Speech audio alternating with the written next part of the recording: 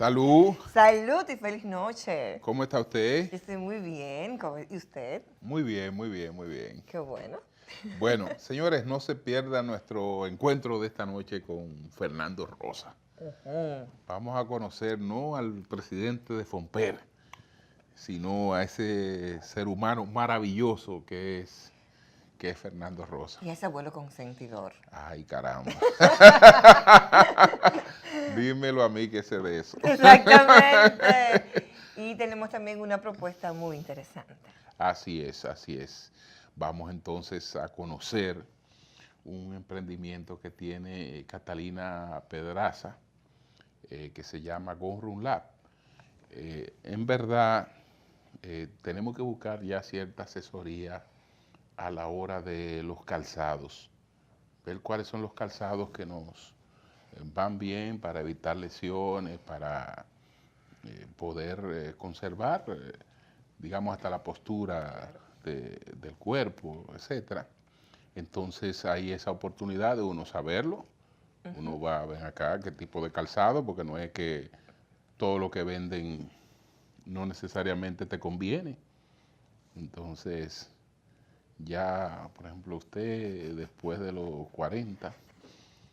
50, puede decirlo. No hay problema.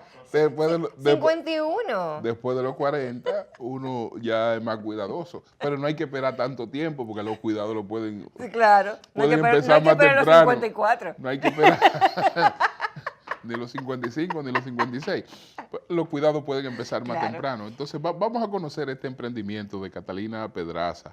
Es una de excelente inmediato. invitación a usar la cabeza, usar bien la cabeza para usar mejor los pies. Así es. Salud.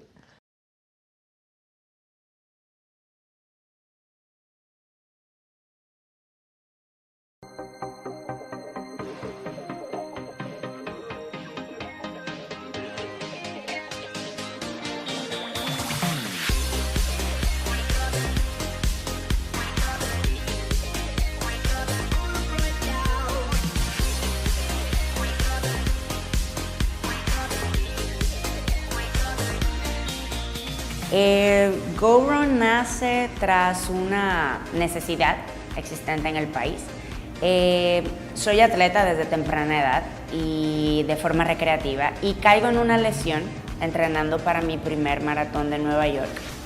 Y me pongo a investigar un poco sobre el porqué de la lesión y porque era una lesión como recurrente, como que me sanaba y luego volvía igual y me sanaba y volvía de nuevo. Y así caigo con la prueba que se llama Gait Analysis y comienzo a aprender que un mal calzado puede causarte una lesión. Entonces me pongo a atar cabos, me pongo a preguntar, a darme cuenta que muchas personas estaban en la misma situación que yo y me pongo a hacer las investigaciones para poder traer esa máquina al país y básicamente darle un tipo de vida activo sin lesiones a los corredores. Inicialmente Go Run empieza como una tienda de calzado deportivo donde nosotros ofrecíamos este servicio para la venta de un calzado adecuado.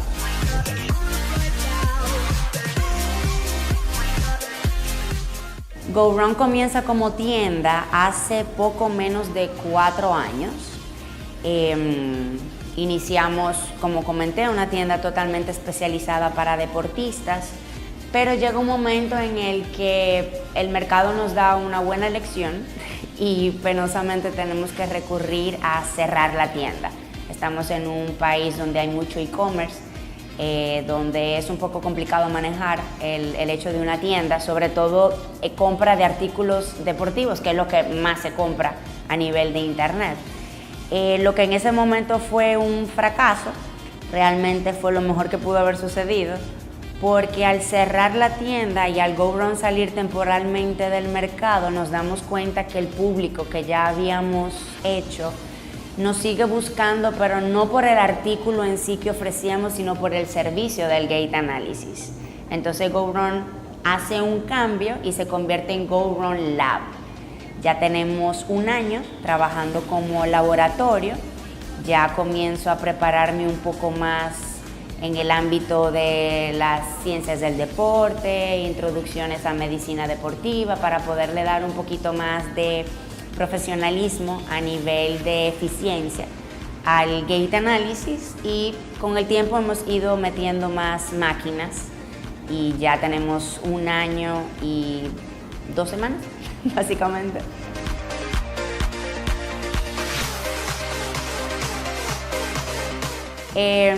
Antes, cuando hacíamos el gate analysis en la tienda, básicamente te acercabas a la tienda, hacías la prueba y ya era por orden de llegada. Pero como ahora la forma en cómo estamos analizando la data es más completa, es más preventiva, es un poco más de ciencia deportiva, trabajamos por citas.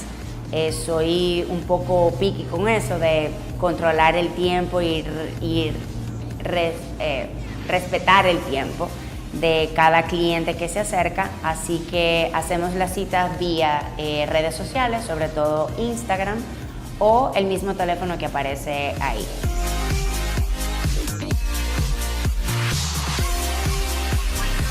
GoRun Lab se ha pasado a ser de algo que era netamente para corredores, ahora ha evolucionado y es algo que ya incluye otras disciplinas, por ejemplo, CrossFit, béisbol, tenis, cualquier tipo de deporte en el cual tienes que utilizar tus pies como base y que tienes que hacer impacto.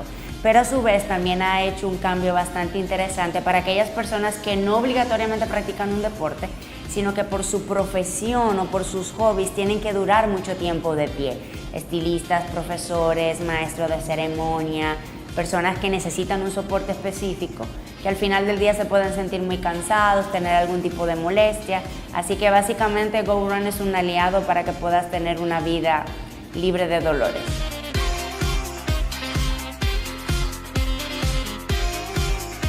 Por supuesto, al principio estaba un poquito escéptica con el tema de las redes sociales, pero indiscutiblemente es algo que ha hecho que nos conozcamos hasta en otros países, que hayamos podido llegar a otras disciplinas, que profesionales en el área, atletas de alto rendimiento, atletas olímpicos, hayan acercado y hayan mostrado un interés en el laboratorio. Nunca me imaginé que podía hacerlo, pero realmente las redes sociales han influido muchísimo en nuestro crecimiento.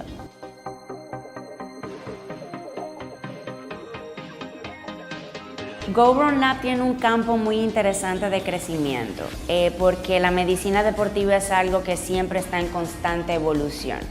En lo personal, seguirme preparando para poder dar el servicio a una persona, ya sea atleta o una persona que no lo sea, simplemente para dar una calidad de vida.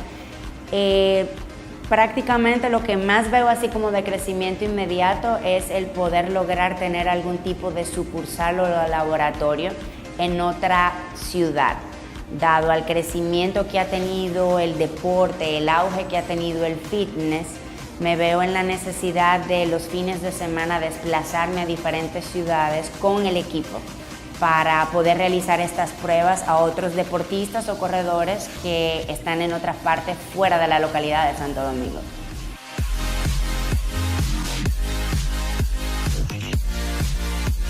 El aprendizaje que a mí me trajo el hecho del fracaso, y por eso digo el fracaso con comillas, y hoy en día me río, del cierre de la tienda, que fue como que el bebé original de lo que fue GoRun, me dio una luz bastante interesante de que uno debe de conocer muy bien cuál es el público al cual se está dirigiendo y tener el conocimiento de que evoluciona. Si no tienes algo que realmente pueda ir de la mano de las cosas nuevas que trae la sociedad, es difícil que te mantengas. Aún así, ese fracaso que tuve fue lo mejor que pudo haber sucedido. Fue esa chispa que detonó salir de lo que, incluso un hashtag que utilizo en redes, de estar sin comfort zone, para poder pensar y darme cuenta de que lo que estaba realmente atándome y que el mercado lo que estaba necesitando no era lo que originalmente yo creía que era calzados, sino era un servicio de eficiencia. Entonces, el mejor consejo es paciencia, tratar de ver lo mejor de las cosas, y esos pequeños fracasos que van a surgir pueden ser el mejor detonante que pueda sucederte.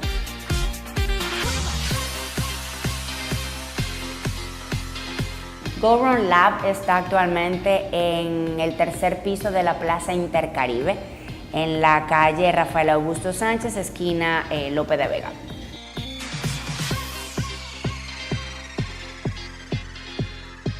La red social que más movemos es la de Instagram, es GoRun_RD. Y en ese mismo perfil se encuentra el número del teléfono con el cual me pueden contactar directamente, ya sea vía celular o vía WhatsApp.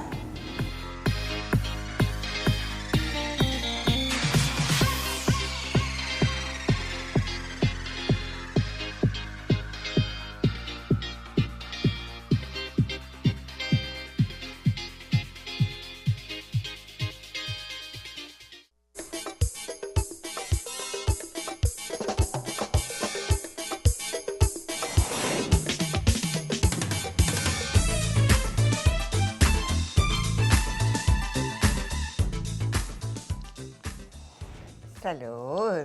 Ahora regresamos. Hoy es sábado. Sí. Es día para ir al cine. Y hay que dejarse guiar por los que saben de ese negocio. Y justamente tenemos aquí una persona que nos orienta de manera perfecta. Es Alex Cuellar. ¿Qué hay en el cine o qué hay en Netflix? Nos presenta Hollywood detrás de cámara y después que veamos Hollywood detrás de cámara, no se pierdan nuestro encuentro informal con Fernando Rosa. Así es. Salud. Salud.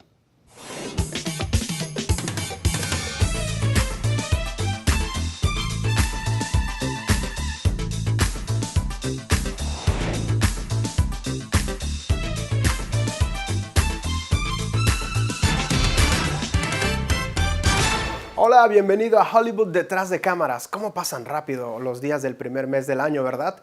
Y no se pueden quedar atrás las buenas recomendaciones del cine y también las series. Por eso hoy venimos con tanda doble para Netflix. Vamos a comenzar, sí, en tranquilidad, armando el plan en la casa y para que veas dos buenas películas en Netflix.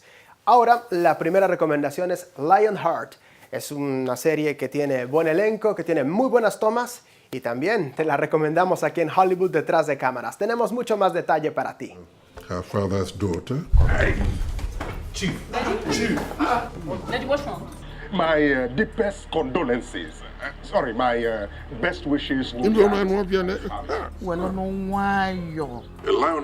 will have to soldier on until I get back on my feet. I now name my replacement.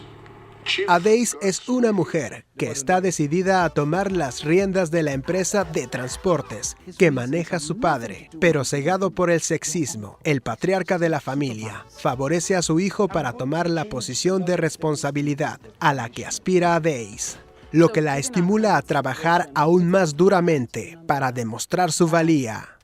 Sin embargo, todo cambia cuando descubre que la empresa se financia de forma ilegal, algo que provoca que decida aceptar finalmente un rol distinto en la empresa del que había previsto en un principio. Lionheart, por Netflix.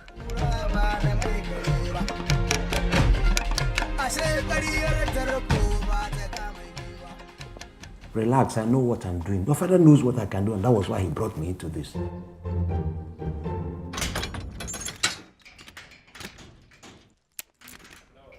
Esa hace apenas la primera recomendación de Netflix. Tenemos mucho más, como te habíamos dicho, para que armes todo el plan. Te preparas algo de comer, te quedas ahí en la casa, donde quieras verlo, en la tablet, en el televisor o también en el celular. Disfrutas de Polar. Esta está muy buena, es muy esperada, tiene una trama bastante interesante y claro que tenemos mucho más para ti. Acompáñanos, échale un ojo a esto. Funeral business.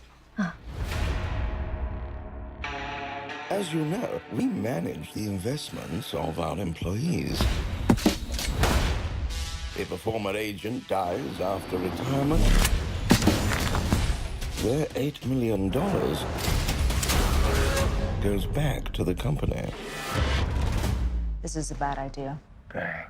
Un asesino ya retirado se convierte en objetivo de un ejército de matones despiadados, más jóvenes que él, de los que tendrá que defenderse.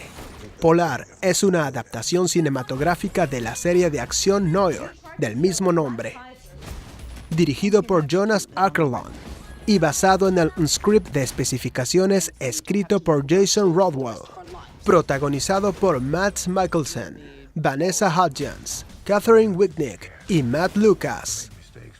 Polar, por Netflix. You're doing a good thing.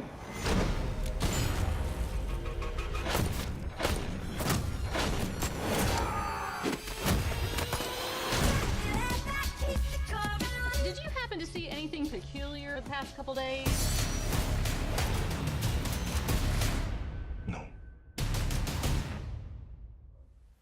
Esas son las primeras recomendaciones. ¿Por qué primero Netflix? Bueno, porque puedes ver desde donde quieras algo muy interesante. Y también porque guardamos lo mejor para el final. Este es un estreno, una película muy esperada. Otro film de los X-Men. Sí, ya sé que han tirado muchísimas películas de los X-Men, pero todas, o por lo menos la mayoría, han sido muy buenas, con excelentes actores, muy buenas tramas, y esta es para todos los fans de los X-Men. Venga, es una nueva película, está de estreno y no te la puedes perder. Tenemos detalle para ti aquí en Hollywood Detrás de Cámaras. Mínimo toque para inclinarla hacia el lado equivocado. Charles, ¿qué has hecho? Tenía que estabilizarla. La he protegido. ¿De la verdad?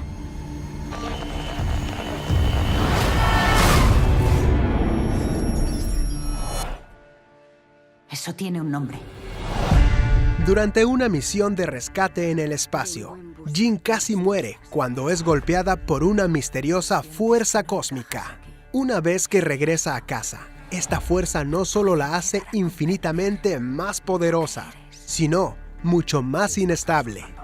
Luchando con esta entidad dentro de ella, Jean desata sus poderes, de manera que no puede comprender ni contener. Con Jean fuera de control y lastimando a los que más ama, se comienza a desenredar el mismo tejido que mantiene unidos a los X-Men. Ahora, con esta familia desintegrándose, deben encontrar la manera de unirse, no solo para salvar el alma de Jean, sino también para salvar nuestro planeta de los alienígenas, que desean armar esta fuerza y gobernar la galaxia. X-Men Dark Phoenix, en los cines del país. Temerme. Yo he visto el mal. Y lo estoy viendo ahora mismo. Bastante interesante esta nueva trama, hay que verla de verdad, y esta semana hemos tenido muy buenas recomendaciones. Por hoy ha sido todo. Esto se acaba aquí, pero sigue en las redes sociales donde comparto no solamente acerca de cine, sino entrevistas con artistas, viajes y mucho más en @AlexEnRadio en Instagram y en Alex Cuellar en Facebook. Me voy, por esta semana ha sido todo. Quédate con nosotros aquí en Encuentro Informal. Será hasta la próxima.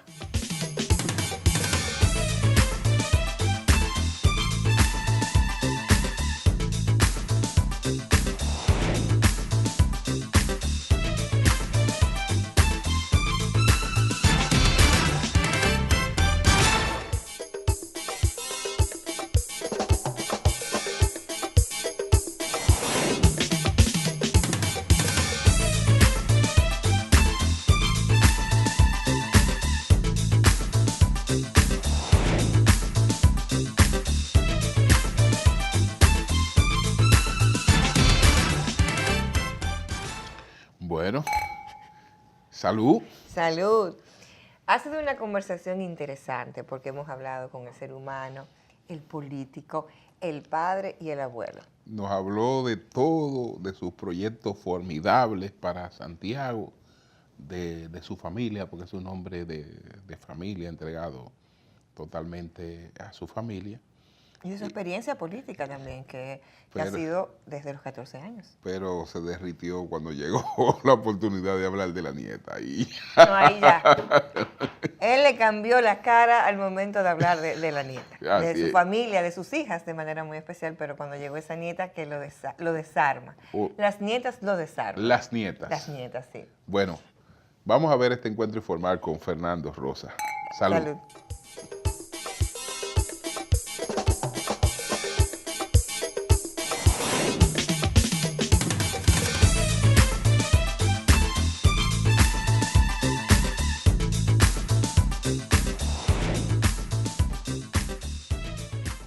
Bien, señores, tenemos la oportunidad que buscábamos hace tiempo, este encuentro informal con Fernando Rosa.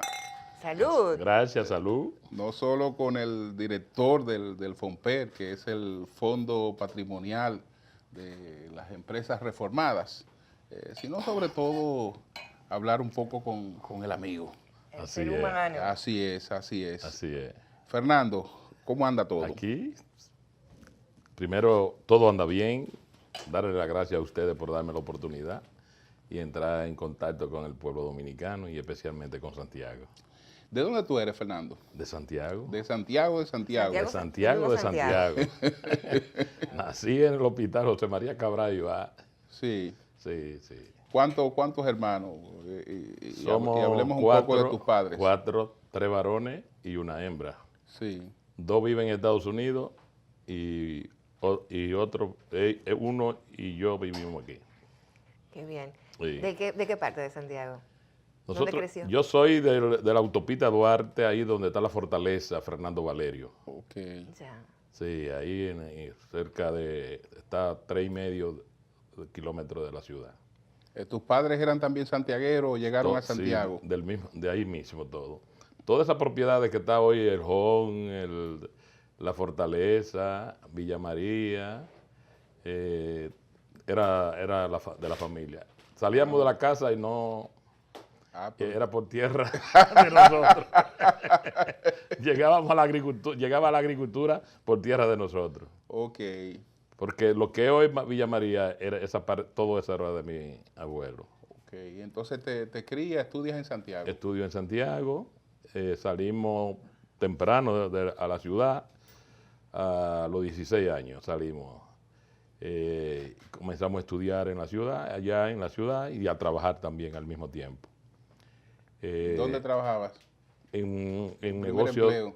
Mi primer empleo era con una prima hermana mía, pero a los año y medio mi madre, especialmente mi madre y mi padre compraron un negocio y me dediqué toda la vida al negocio. Duré casi 40 años en el negocio. ¿Qué tipo de negocio? Era de ropa, de vestir y electrodoméstico. Ah, caramba. ¿Y de dónde porque comenzó muy bien. Sí.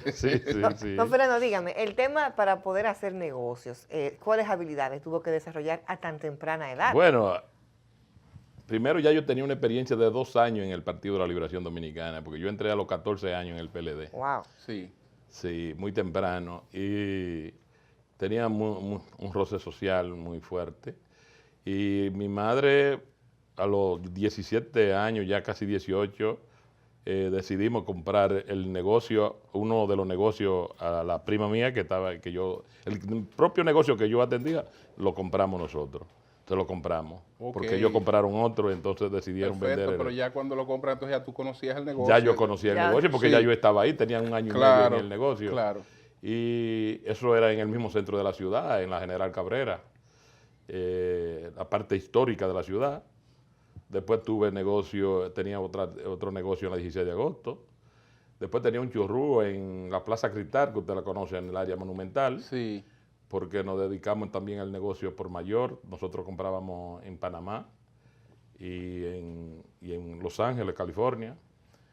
También teníamos compra a nivel a China en ese momento, especialmente ropa del hogar, como cortina, eso es lo que más se compraba en esa época, la parte de la cama, la corcha. Eso es lo que vendíamos más, se traía de China. Y hasta el 2004 duramos teniendo el negocio. En el 2004 el presidente Leonel Fernández me nombra como director general de Edenorte, entonces tuvimos que atender la parte de la administración pública o el gobierno. Así es. Entonces vendimos los negocios y nos dedicamos a lo que siempre me ha gustado, que es el trabajo con la gente. Soy un ente social. Así es. Fernando, ¿quién te lleva al PLD? ¿Quién tú conoces que te introduce? Aulio Ortiz, bienvenido Pérez. Yo era el presidente del Club Juan Pablo Duarte en esa época.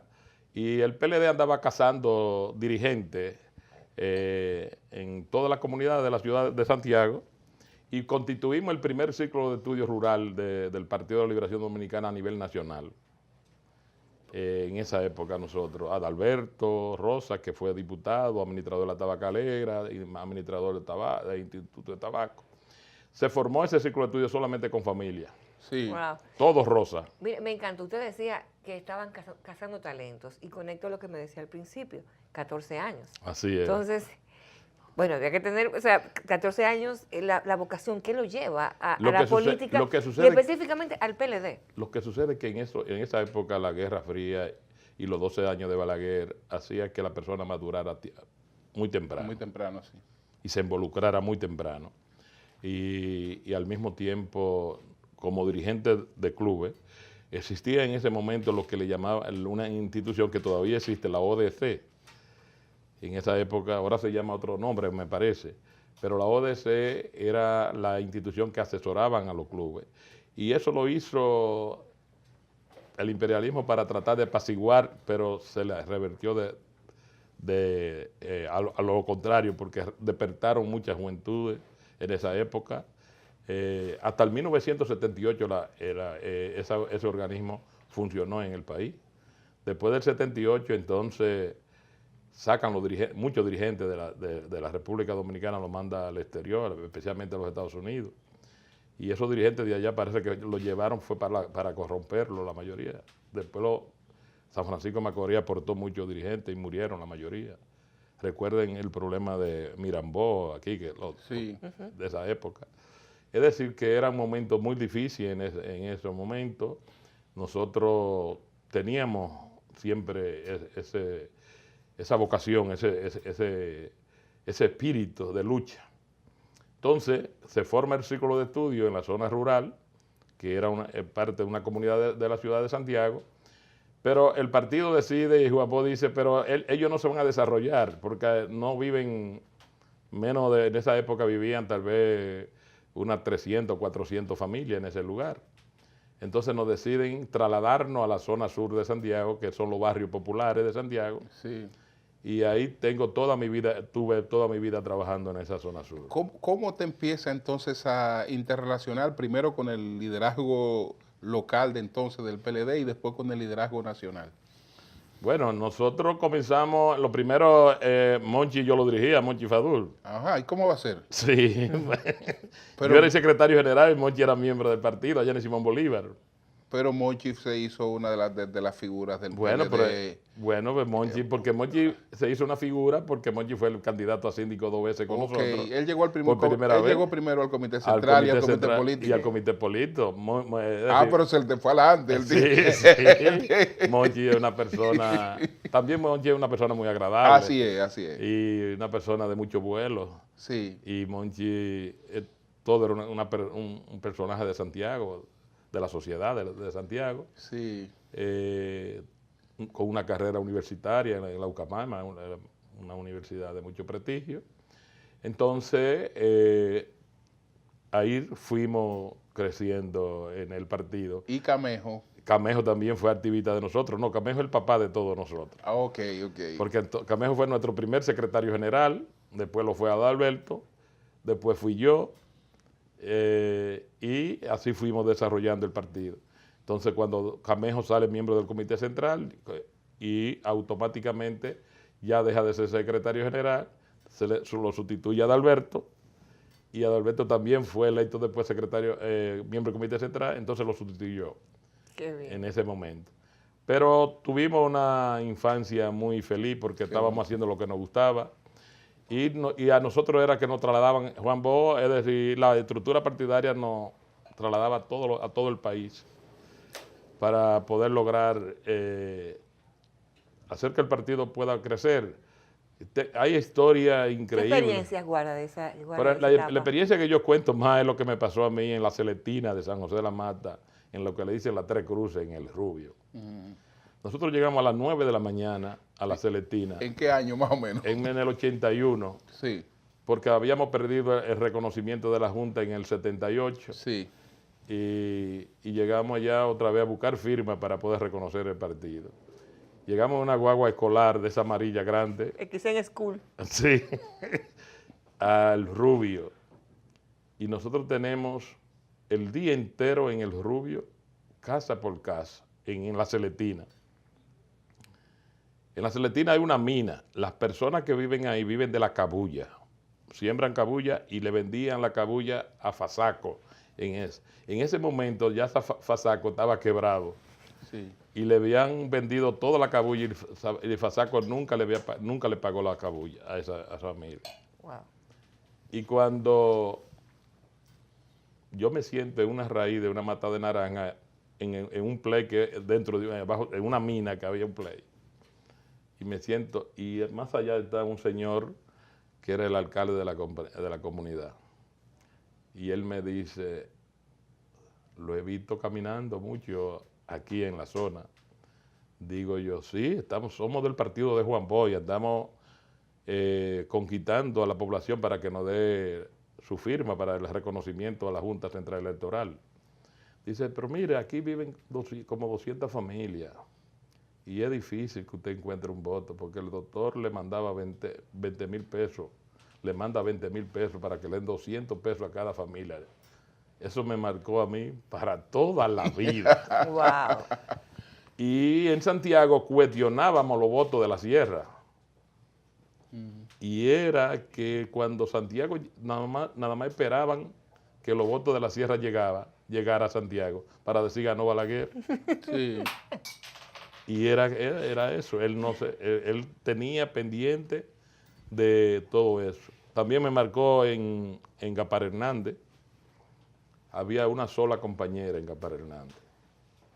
Y cuando íbamos en un vehículo, en otra guagua a Gaspar Hernández, y llegamos nosotros allá y ella me está esperando a mí con un mulo. Y le digo yo, y que para ese mulo, dice yo, bueno, somos usted y yo nada más con lo que ustedes vienen de allá de Santiago a trabajar aquí en La Loma. El equipo completo de trabajo. Ella se monta en un mulo, en un caballo y yo en un mulo, a supervisar a los compañeros que andaban caminando en la montaña ahí de Jamao al norte y de Gaspar Hernández. Es decir, son experiencias que uno vive que no se olvidan jamás en la vida. En la vida partidaria. Experiencias que se traducen, asumo, y usted me valida o no, en amor, respeto por esa estrella amarilla y ese color morado. Y por el partido. Hay muchas cosas que uno soñaba, que pensaba que inmediatamente que el PLD llegara al poder se iban a producir. Por ejemplo, nosotros llegamos al poder en el 1996. Nosotros creíamos que íbamos a tomar una mochila para ir a alfabetizar a la población inmediatamente y nos íbamos a convertir en brigadistas, porque nosotros fuimos brigadistas toda la vida. Sí, sí. Y creíamos que ya Danilo tuvo que hacerlo en el 2012. Si tal vez lo hubiéramos hecho en el 96, la sociedad dominicana fuera otra. Y hay cosas que se dan en el camino y uno a veces sufre algunas decepciones. Pero gracias a Dios que Danilo llegó al poder y lo logramos. Claro, claro. Ahora, en el 2012. Pero son muchas cosas que uno lucha para lograrlo. Siempre tuve la capacidad y gracias tanto a Leonel como a Danilo que me han tomado en cuenta en las posiciones que he desempeñado. ¿Qué posiciones tú has desempeñado hasta ahora? Bueno, en el 96 fui director comercial de la CDE para 14 provincias de la zona norte. En el 98 me dan otro decreto y me hacen diputado del Parlacén centroamericano, sí, con sede en Guatemala. En el 2004 llegamos otra vez de nuevo al poder, entonces me hacen administrador general de Edenorte, ya la empresa ya capitalizada. En ese momento llegamos a Edenorte, yo fui miembro de la comisión de traspaso de las instituciones públicas al nuevo gobierno, la comisión de transición. Rubén era el presidente aquí del sector eléctrico y yo en Santiago. Entonces cuando me nombran, llego a Edenorte, trato de reunir el staff que está ahí, me dice, y le digo yo que me explique cuál es la situación del sector eléctrico aquí en Santiago. Me dicen, bueno, nosotros estamos colocando 97 gigas a la red. Y le pregunto que cuánto están cobrando. Y me dicen 87 millones de pesos. ¿Y cuánto debieran de cobrar? 700 millones. Ay, Dios. Digo yo, entonces ustedes están perdiendo 613 millones de pesos que lo está pagando el pueblo dominicano. Entonces, ahí comencé a trabajar y logré inmediatamente crear un departamento que todavía existe en Edenorte y el departamento que más beneficio le ha dado porque ha concientizado a la población, el departamento de gestión social. No dormíamos, salíamos de madrugada de la casa para la oficina a concientizar a la población.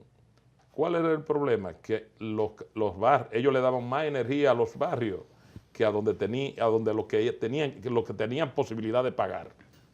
Entonces los barrios, porque le quemaban goma y porque le hacían huelga, entonces ellos le tenían que dar la energía eléctrica. Entonces nosotros comenzamos a trabajar con toda la Junta de Vecinos y logramos involucrar la Junta de Vecinos al sector de eléctrico a cobrar la energía. Y ellos se encargaban de cobrar la energía. ¿Qué hice con ellos? Que logré que ellos aprobarle lo que ellos querían, Claro. una tarifa fija. Y eso es lo que yo buscaba. Le ponía una placa como usuario del sector y le ponía 200 pesos a cada hogar. Ellos mismos eran parte de la cobranza. Le cobraba y le ponía la cobranza en la oficina, en la oficina del club. Y le creé el hábito para que la gente tenga la posibilidad de pagar la energía. Hoy, la región norte está cobrando 2.200 millones de pesos. Sí. Cuando yo salí desde norte, de 87 millones, lo llevé en un año a 575 millones de pesos la cobranza, producto de ese servicio. Como yo venía del sector privado y venía del centro de la ciudad, en cada tienda, en cada puerta de tienda había una planta eléctrica. La mujer era una protesta permanente con el vapor y toda la cosa. Le puse 24 horas al centro histórico de la ciudad, todo el comercio. De una vez comenzó a aumentar la cobranza. Así, y dándole conciencia, hoy, producto de ese trabajo, los barrios tienen 24 horas en Santiago y en todas las provincias, San Francisco de Macorís, La Vega, Moca, Bonao, Cotuí, Nagua, Samaná, Puerto Plata, la línea noroeste en completo. Es decir, que hicimos un trabajo. Producto de ese trabajo, entonces, Danilo me llama y me dice, te vamos a traer para Santiago. Vamos a poner un punto antes de pasar a hacer el peaje. Te vamos a traer para Santo Domingo. Vamos a hacer un punto ahí antes de tomar ya el peaje y llegar a Santo Domingo, porque vamos justamente a un contacto de publicidad. Solo esta conversación puedes escucharla en ese tu espacio, Encuentro Informal. Regresamos.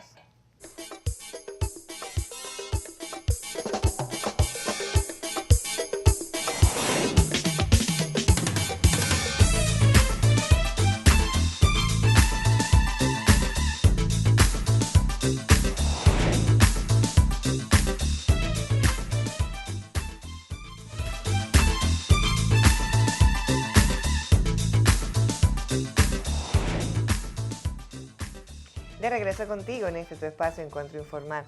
Fernando Rosa nos acompaña y justamente pues hace pues todo lo que es la experiencia política y nos quedamos justo cuando le dicen de Santiago a Santo Domingo. Sí, que nos, Cuéntenos que nos explique ahí cómo se produce ese cruce para que después nos diga por qué le está buscando la alcaldía de Santiago.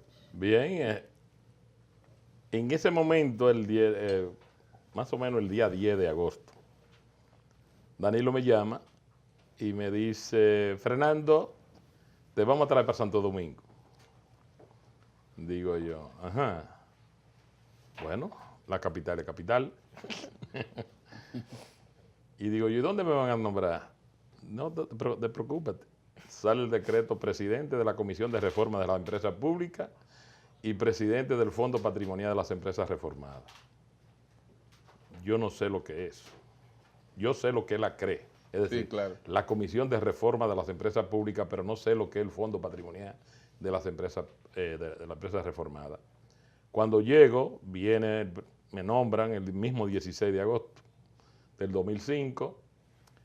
Eso fue viernes. Y me juramentan. Recuerdo que fue Eduardo Serma, que era el vicepresidente del consejo. Me juramenta y digo yo, no, yo me voy para Santiago otra vez porque yo regreso el lunes, porque ¿qué viernes voy a hacer aquí? Así mismo lo hice. El lunes yo vengo y tomo posesión. Reúno al staff que está en la empresa y le digo cuál es la situación. Y me dice, bueno, no tenemos con qué pagar la nómina. Y yo le digo, pero ven aquí, ¿de dónde fue que me nombraron? ¡Qué debut! No tenemos con qué pagar la nómina. Me digo yo, ¿y cómo? Digo yo, no, pero yo me fui a donde Danilo otra vez, siendo secretario de la presidencia. Me dice, no te preocupes, es que lo tenemos retenido porque ahí se estaba gastando demasiado dinero. Digo yo, ajá, ve a donde Dilandi y dile que para que hable con el presidente, que te diga qué tú puedes hacer. Voy a donde Dilandi y le digo yo, y el presidente dice, llamen a Molino y díganle que le entreguen el cheque a Fernando. Molino de los Ama, voy a Molino, retiro el cheque y recibo 128 millones. Digo, yo soy un rey. Ya voy a trabajar. Comenzamos a trabajar en la empresa, en la institución. Ustedes tienen conocimiento que el FONPER es la institución que representa el Estado en todas las empresas que fueron capitalizadas. Sí.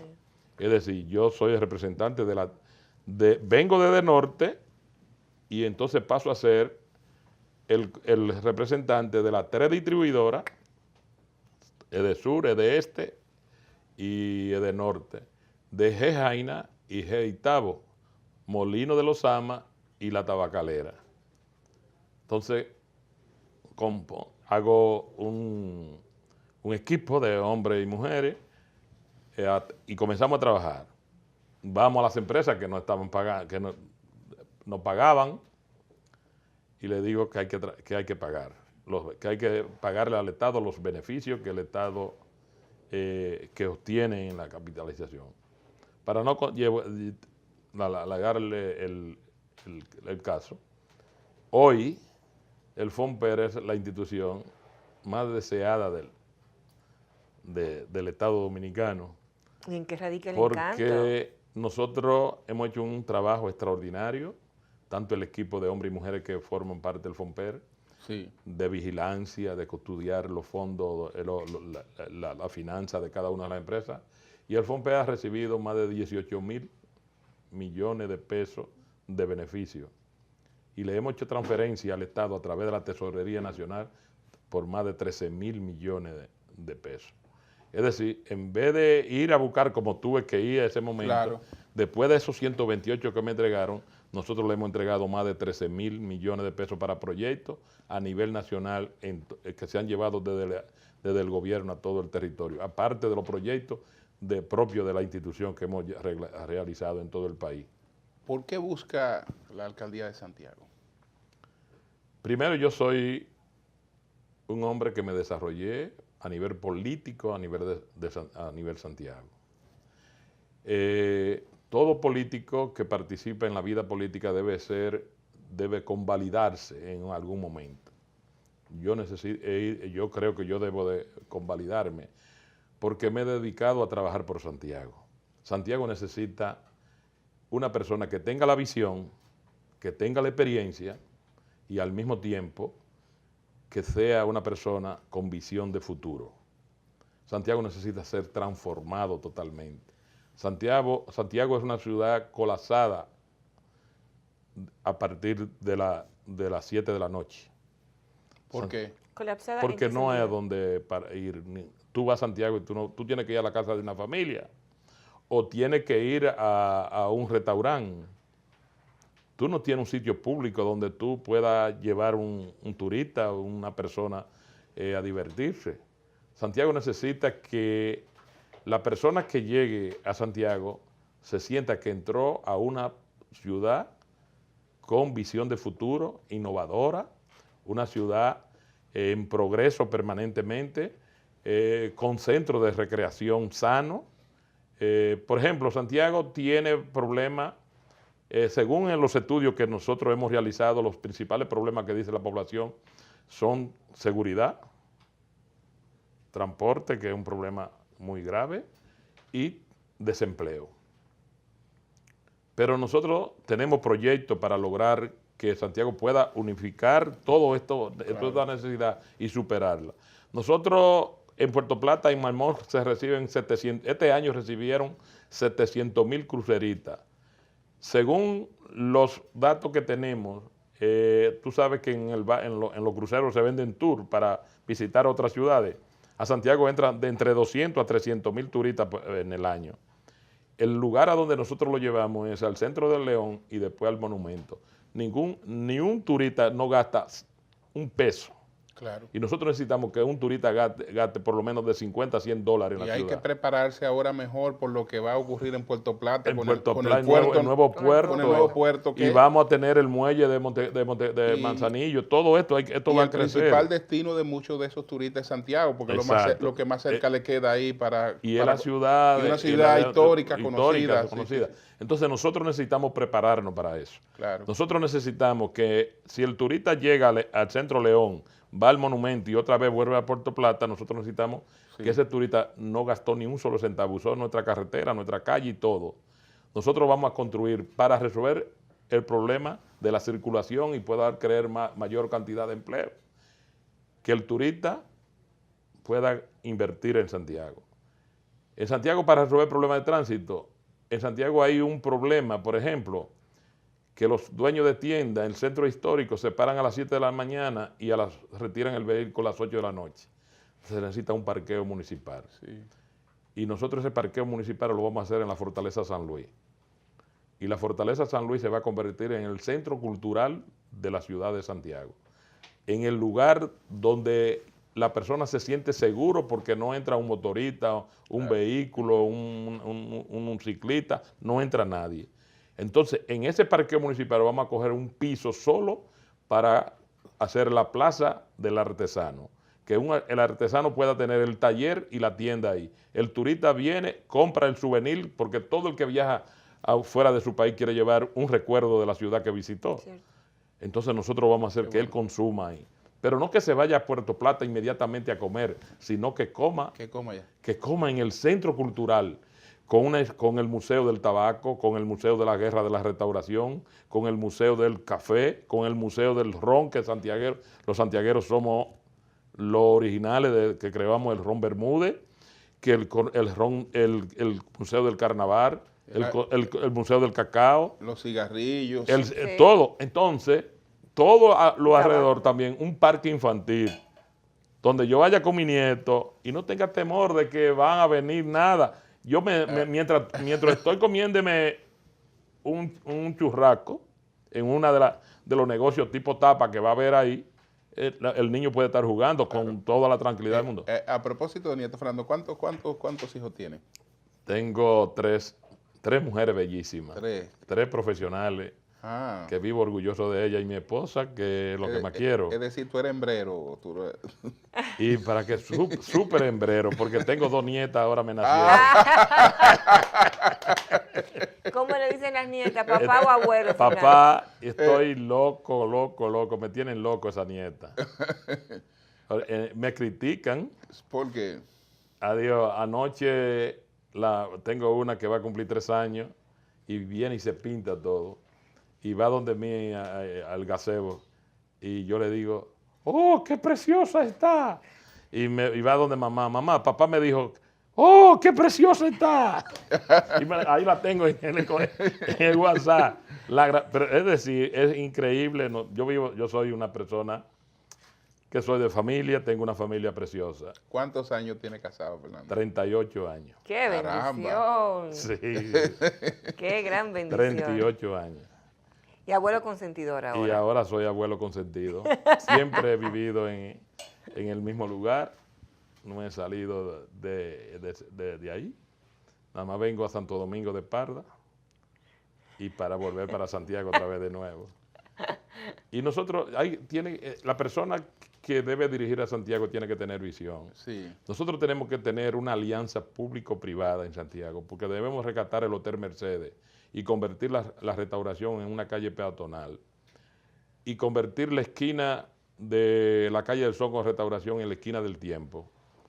Solamente con la publicidad que se va a vender ahí en 15 pantallas de televisión frente al Parque Duarte, solamente con eso. Y el tema de la seguridad. Y la seguridad. Por ejemplo, el ayuntamiento tiene una gran cantidad de policía municipal. No se usan en nada para golpear a los más pobres. El policía municipal está para cuidar al ciudadano y usarlo en las escuelas y en los colegios para cuidar a nuestra población. Entonces, el policía municipal tiene que hacer un servicio en las calles de Santiago para que el pueblo salga, pues tenga la oportunidad y el deseo de salir de su casa y divertirse sanamente. Ese es el objetivo. Por ejemplo, hay otro aspecto.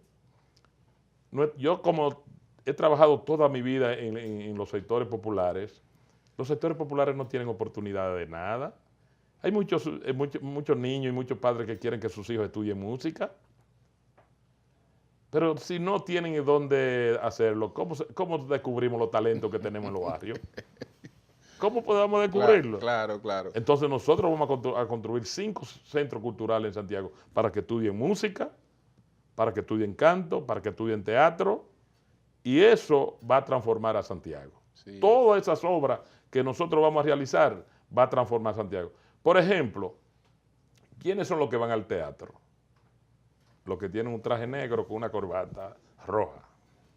Van al teatro y eso es lo que tenemos. En Santiago hay que construir un anfiteatro para los grandes eventos y los eventos populares. Y lo vamos a hacer en la esquina de la calle La Carrera con Francia, donde está abajo el monumento, donde está el centro de convenciones. Sí. Ahí vamos a construir un anfiteatro para Santiago. Fernando, ¿y eres un aguilucho fanático o moderado? Soy un aguilucho fanático, mi familia entera. Sí.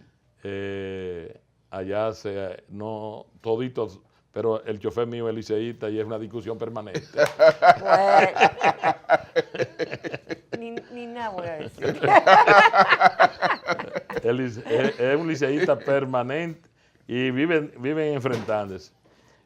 Yo tengo otra persona también y es liceísta también. Es decir, los dos son liceístas.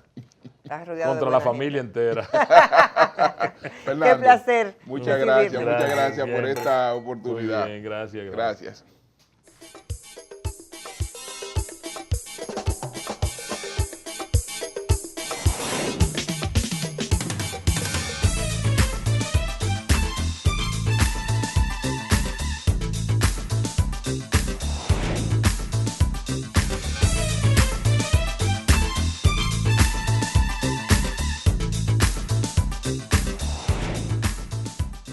Bueno, señores, muchas gracias a nuestros invitados de esta noche. Muchas gracias a Catalina Pedraza, que nos permitió conocer su proyecto Gone Room Lab. Gracias a Alex Cuellar, que es su nombre de la casa, sí, por ponernos al día sobre todo lo que tenemos en el cine y en Netflix. Y muchas gracias a Fernando. Así es, un aguilucho con una visión de lo que necesita y requiere Santiago. Bueno, Salud. Salud.